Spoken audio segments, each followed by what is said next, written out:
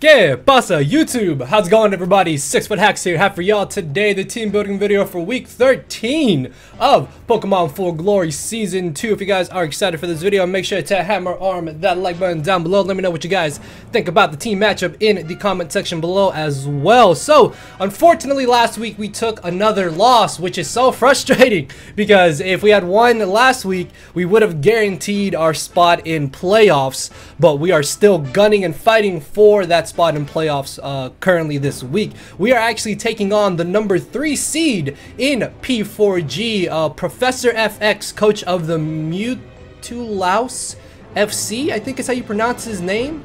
I think he's French if I'm not mistaken, and he does his narrations in French and stuff, but if you guys want to go check him out, definitely go check him out. He's a pretty good player to have gotten this far and to have maintained a top 4 seeding in P4G in general, which is very impressive to me, not to mention that his team is kind of terrifying. So if you guys want to check him out, his channel link and stuff are down below, as well as a link to P4G. Also, if you may have missed last week's battle, that should be somewhere on the screen for you guys to check out. It was actually a really insane battle between me and Dan, aka Drive, so definitely check him out. He was the number 1 seed, I was number 2 seed. We are still the 2nd seed though. The Durham Druddigons are number 2. Professor FX is currently number 3. So if I win this match, I guarantee my spot in playoffs. If FX, sorry, wins his match, or this match, this is his match, what am I talking about? Then he is guaranteed to be in playoffs. So we're still fighting to guarantee our spot in playoffs, and hopefully we can take it this week. If not, then we have, I think, 2 more chances, but things are going to be a little bit bleak this week because I think I've lost 3 of my last 4 battles, and that is not good. That cannot continue happening. We have to pull out W's. We have to make it to the playoffs, and hopefully we can take out another championship at the end of it. So yeah, we'll see how things go, but let's take a look at the team preview, which is going to be down below me. So as you guys can see, look at Weavile and look at my team, and tell me how much it just puts in nothing but work. Like literally, I have no switch-ins to Weavile. Like Weavile is an absurdly humongous problem in this game. I 100% expect them to bring that.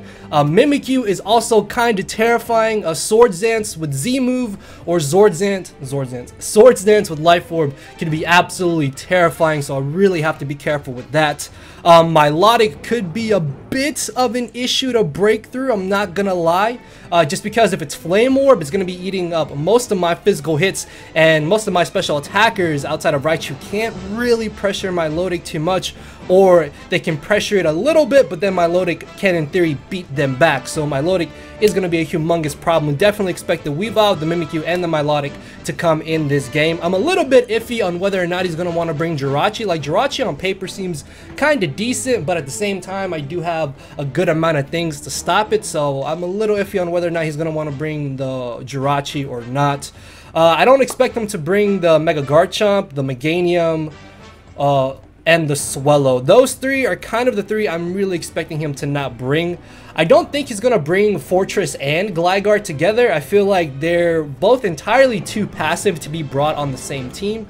So I am expecting one of those 2 to come. Most likely the Gligar, because Gligar is going to be a little bit difficult to break on this team because we don't have any stab ice type moves. Yeah, we have ice coverage on some of our mons, but Gligar can still be a huge issue to break. So the top 6 again are what I'm mainly expecting. A Girder could potentially come, but Girder is only really a problem if I allow it to set up, which realistically it can't comfortably set up on too much on my team, and on things that it could set up I just have taunt, so even if Girder beats them I can just taunt it and stop it from setting up and then go from there. So yeah, Rotom Heat has a pretty decent matchup in this game. I'm not gonna lie, Rotom Heat is kind of annoying, so really have to watch out for that. But yeah, with that being said, let's go ahead and jump right into this. So quick thanks to the front office homies and the Bullet Punch homie Azar who helped me team build this week. Unfortunately, I'm not gonna lie, I didn't spend entirely that much time on this team, and I'm still a little bit iffy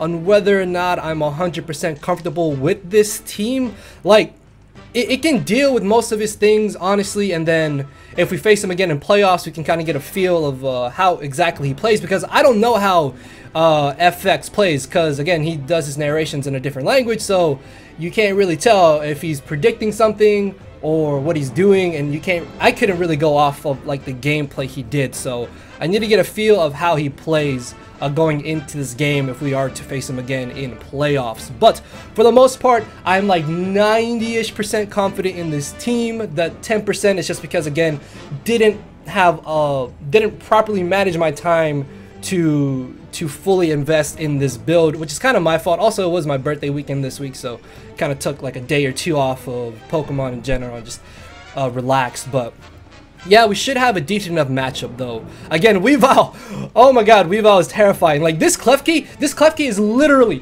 100% only for that Weavile. Like, Klefki can comfortably switch in and live any physical move coming from Weavile. If he is Life Orb, then that means he's just going to be taking extra chip damage from the Rocky Helmet. Yeah, I can only switch in one time, but getting off that 16% with the 25% from Rocks potentially, or even the 10% from Life Orb, that Weavile has already lost 50% of its health. That's if I get Rocks up though, and he turns out to be Life Orb. There is a good chance he could be Z-Move. I think I've seen him run Z-Move a couple times, but if he's Z-Move, that just means he can literally do nothing to my Klefki, which is going to make it even easier for my Klefki to wall it. The idea behind this Klefki is, again, just really for Weavile. The moves are kind of just filler. I'm not going to lie to you guys. They're really just there to be there so I can click other moves when I force out the Weavile. Spikes could be super nice in this matchup if he doesn't bring the Fortress, or if he doesn't have Defog on Gligar, which if he does have Defog on Gligar, then he can't be immunity, so I can just Toxic the Gligar, which could really come in handy.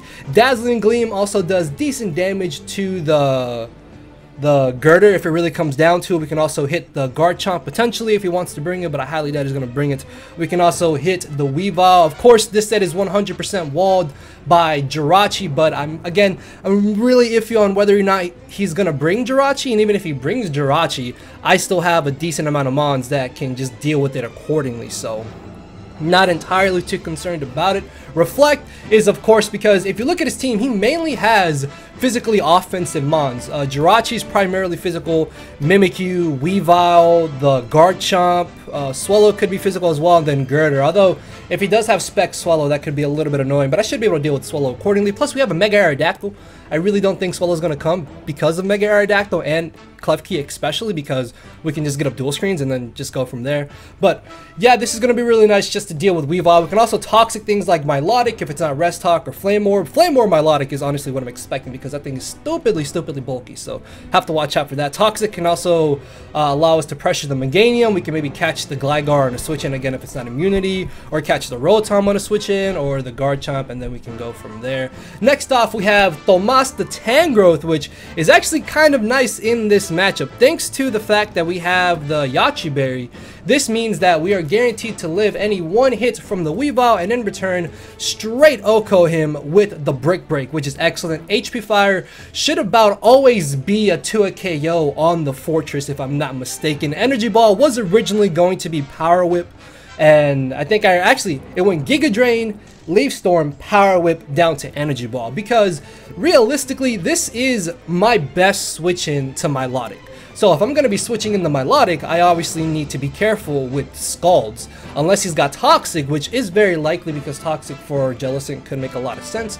But Energy Ball just gives me that extra little bit of power that Giga Drain is missing, without me having to be at -2 from Leaf Storm, and without me having to care about the burn from Power Whip, or if I get burned by Scald. So I really thought that Energy Ball was just a decent enough middle ground move to run on the set. I was a little iffy on whether or not I wanted HP Fire or HPIs for the Gligar, but with Leech Seed, we should be able to deal with Gligar accordingly, and then HP Fire again should always 2 KO Fortress. I think unless he's Max Spadef Aqua Berry, then we don't 2 KO him. I think that's the only way we don't 2 KO him. But if we can pop the Aqua Berry, that just means we can revenge kill him with something else. So yeah, Tangrowth is going to be a really good pivot mon in this game to be able to just to check most of his team. Again, we can live a hit from Weavile. Also, we live a +2 Jolly Twinkle Tackle from Mimikyu if he doesn't have rocks up, or if we're somehow at 100% HP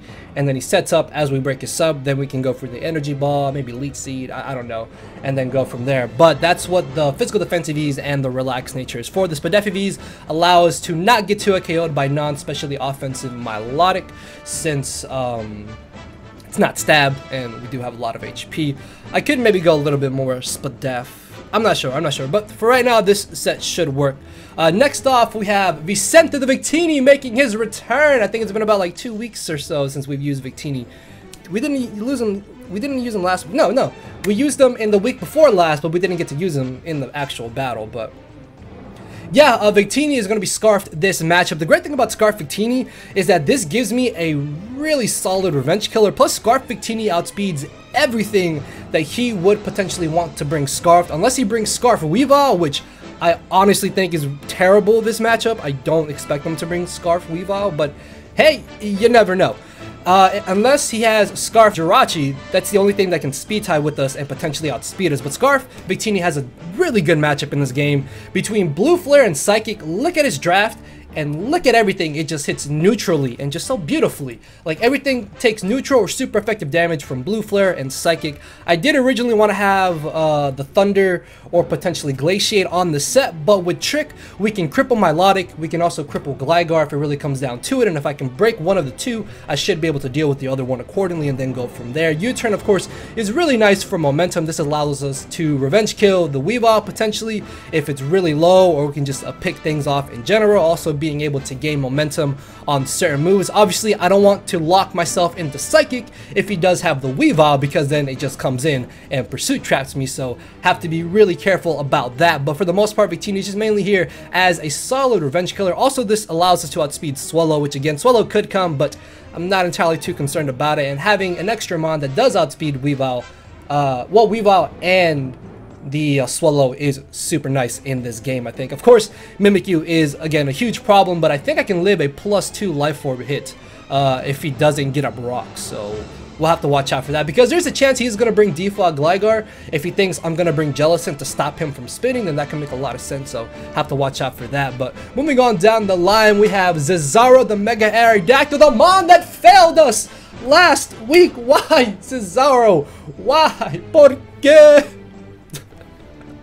Yeah, unfortunately, Cesaro has to redeem himself this week after missing a Aqua Tail last week. I took him to the mountains, I trained him, I fed him, I made him well trained. Ladies and gentlemen, he will not miss this week, I guarantee you, because we have only one move that is 100 accuracy and never misses, and that's Aerial Ace. Everything else will hopefully not miss, because if we do miss, that could be very bad. So originally I had Defog on Aerodactyl as opposed to the Ice Fang, because Defog was going to be really nice because Fortress could potentially spike stack us if he really wants to bring in the Fortress, so have to be careful with that, honestly. Spikes aren't that problematic, but they are just really annoying, more or less, to be honest with you guys. So while they may not be entirely game-changing if he gets them up on our side of the field, they are going to be really annoying to play around with. Fire Fang straight 2-hit KOs. Fortress, I think even if it is Aqua Berry, it's straight 2-hit KO'd with Adamant Max Attack. Stone Edge, of course, it's just really good neutral coverage against his entire team. If you look at it, we hit everything just about for super effective or neutral damage, except for the Girder and the Jirachi, which we have Aerial Ace for Girder and we have Fire Fang for Jirachi as well. Again, Aerial Ace mainly for the Girder, also Aerial Ace lets us hit the Meganium if for some reason he wants to bring Meganium. I honestly don't think Meganium should be coming this matchup. Like, I would much rather see a Meganium than see like a Rotom Heat or a Weavile per se, but he's definitely going to bring Weavile, I'm pretty sure. So yeah, we do have enough speed to outspeed Jolly Max Speed Weavile, which is worst case scenario. Honestly, I don't think he should run Jolly Max Speed on Weavile because he can just put enough speed to creep Raichu, if I'm not mistaken. So yeah, either way though, we do have a little bit of bulk, but for the most part, this is just mainly here to do a lot of damage. Alright, sorry about that. I ended up getting a phone call from my mother, and of course, you can't ignore your mother when she calls. So yeah, we have Corbin the Cobalion here making his return. This originally was actually going to be Crocodile, but I ended up getting talked out of it by my boy Shuckle King. Shouts out to the front office homies again. And I decided that Cobalion would actually be a pretty solid bring over Crocodile, mainly because With Cobalion, this also gives us a Mon that safely outspeeds Mimikyu, so it's got to rely on Shadow Sneak as opposed to something like a +2 Play Rough or Shadow Claw potentially. This also gives us another Mon that outspeeds the Jirachi, which could really come in handy. With Sword Dance, we're able to pressure Jirachi, Milotic, Fortress, potentially the Gligar. Like if Gligar switches into a +2 Stone Edge at about 50% after rocks, I think we're able to 2-hit KO him with +2 Stone Edge if he is physically defensive. If I'm not mistaken, if I remember the calcs correctly off the top of my head. So yeah, +2 Stone Edge only does about like 24-ish% to Gligar, but still that could definitely come in handy if we're able to get up our rocks. I would like to have Iron Head on this set for Mimikyu, but the thing is that if I'm not able to boost up and he turns out to have the Rotom, which realistically Cobalion is probably going to be my lead going into this battle, because if you look at his team, this pairs up really well against just about everything he would potentially want to lead with. If he does lead with the Rotom Heat and he turns out to be Scarfed, I live an overheat guaranteed, and now I know he's Scarfed. He leads with Rotom, I outspeed him, and he OHKOs me with an overheat, I know he's Specs. So I feel like this could be a really good lead matchup. I can also potentially live one Earthquake from the Gligar, I think, unless he's like Adamant Choice Banded, which I highly doubt he's going to bring. I guarantee live one hit from Weavile as well, and I don't think he will lead Girder or something like Garchomp, to be honest, which again, I doubt those two are going to come. But yeah, Stone Edge is just also super nice to be able to get ensured super effective damage off on the Rotom Heat as it is, although I'm still a little bit iffy on Stone Edge, not gonna lie. May change it to Iron Head, I don't know, we'll have to see how things go, but for the most part, I really feel like this Cobalion set is pretty solid in this match. We have enough speed to outspeed a Jolly Max Speed Jirachi, which is pretty good, so we can go from there on to our last Pokemon, which is going to be Guillermo the Garchomp, which was originally a Jellicent, but I actually like this set a lot better. The great thing about Garchomp this matchup is that, one, I've actually never brought Z-Move setup Garchomp. I've typically brought defensive or Choice Scarf Garchomps because those were the sets that I felt were better in the previous matchups. But in this matchup, this was a kind of last minute addition, and sub SD Garchomp actually has a very good likelihood of being able to pick up 2 KOs because we can substitute on the Fortress potentially, we can substitute on the Rotom Heat, we can substitute on the Meganium as well, we can sub on a Switch Out, and if we're behind a substitute and we do get up to +2, Garchomp can really just tear his team apart. If not, then by getting behind a substitute, we force in the Mimikyu, we break the Mimikyu sub, and as long as we're at enough HP, we can then beat the Mimikyu 1v1 because we'll be able to live a Shadow Sneak and then knock him out with the Earthquake. This thing is excellent because it can also allow me to break through physically defensive Flame Orb Milotic, which again is the main variant of Milotic I am expecting. If he's not Flame Orb, then it just dies to +2 Devastating Drake coming from Dragon Claw. Clearly, I do not want to have Outrage because of the Mimikyu, and if I'm locked into Outrage while Mimikyu comes in, then that could spell trouble for us. So I really wanted to avoid that. Plus, Dragon Claw from Devastating Drake at +2 still does a lot of damage to the Gligar and to the Milotic. This Garchomp should be able to break either Milotic or Gligar, or we could in theory break both of them, which is going to open up a huge hole in our opponent's team, and then we can go from there. Earthquake is also just really good to spam against his team. His best switch into Earthquake get absolutely smacked around by Dragon Claw, especially at +2. So Garchomp should be able to put in a lot of work in this matchup. I do kind of wish I had Jellicent because Jellicent guaranteed that I had a bit of a safer switch into the Milotic. Also, being behind a substitute means that he may be forced into Weavile, so we can pick up a KO against Weavile if we are behind a substitute, so that could also come in handy as well. But yeah guys, that is going to be the team. Let me know what you guys think about it in the comment section below. With that being said, I will see you all later today with a Wi-Fi battle, and I will see you all tomorrow with the actual week 13 match itself. So yeah, later everybody.